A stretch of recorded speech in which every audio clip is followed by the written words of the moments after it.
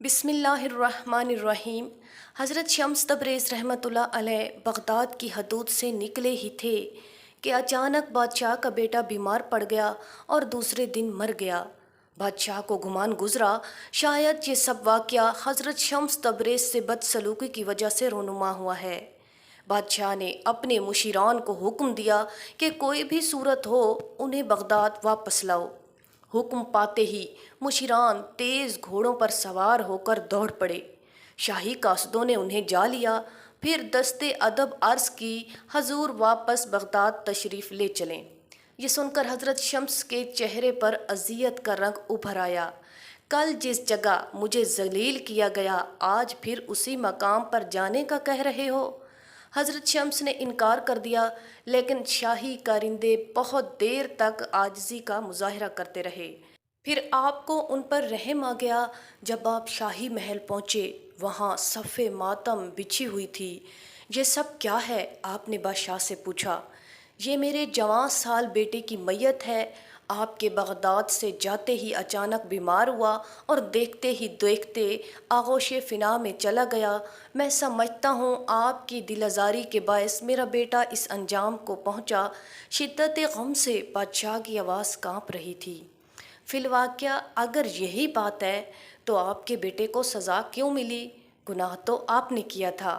حضرت شمس نے فرمایا، ممکن ہے کہ قدرت نے میرے لیے یہی سزا منتخب کی ہو کہ تمام عمر میں اپنے بیٹے کی جدائی میں تڑپتا رہوں۔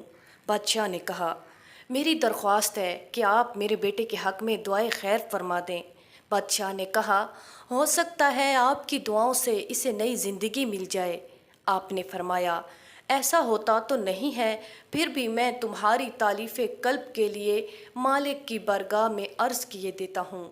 ایوان شاہی کے ایک کمرے میں ابھی دعا کے الفاظ کی گونج باقی ہی تھی کہ شہزادے کے جسم کو جنبش ہوئی اور وہ اٹھ کر بیٹھ گیا اور حیرت زدہ نظروں سے چاروں طرف دیکھنے لگا۔ یہ منظر دیکھ کر بادشاہ حضرت شمس تبریز رحمۃ اللہ علیہ کے قدموں میں گر گیا کہ یہ سب آپ کی دعاؤں کا نتیجہ ہے۔ ہرگز نہیں، آپ نے فرمایا، ہرگز نہیں، یہ تو قادر مطلق کی کرم نوازی کا ادنا سا مظاہرہ ہے جو اپنی ذات میں لا شریک ہے، اسی کا شکر ادا کرو۔ آپ نے فرمایا، یہی کرامت آپ کے لیے وبال جاں بن گئی۔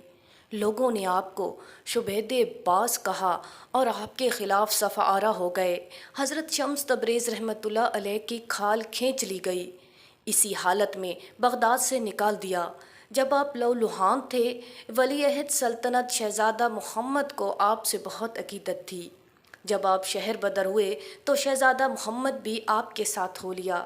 بغداد سے نکل کر ہندوستان کا رخ کیا اور طویل مسافت کے بعد ملتان پہنچے اور سکونت اختیار کی۔ ملتان کے لوگوں نے بھی اہل بغداد کی طرح آپ کی مخالفت کی۔ ایک بار یوں ہوا کہ حضرت شمس تبریز رحمۃ اللہ علیہ کو گوشت بھوننے کے لیے آگ کی ضرورت پیش آئی۔ آپ نے شہزادہ محمد کو آگ لانے کے لیے بھیجا، مگر پورے شہر میں سے کسی نے بھی آگ نہ دی۔ ایک سنگ دل شخص نے اس وجہ سے شہزادے کو اتنا مارا کہ چہرے پر زخموں سے نشان ابھر آئے۔ واپس آ کر شہزادے نے پورا واقعہ سنایا تو آپ کو جلال آ گیا۔ آپ نہایت غصے کی حالت میں خانقاہ سے نکلے، گوشت کا ٹکڑا ہاتھ میں تھا۔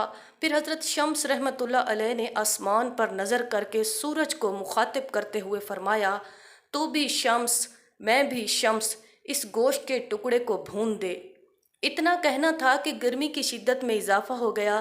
پھر یہ گرمی اتنی بڑھی کہ اہل ملتان چیخ اٹھے، پورا شہر آگ کی بھٹی بن کر رہ گیا۔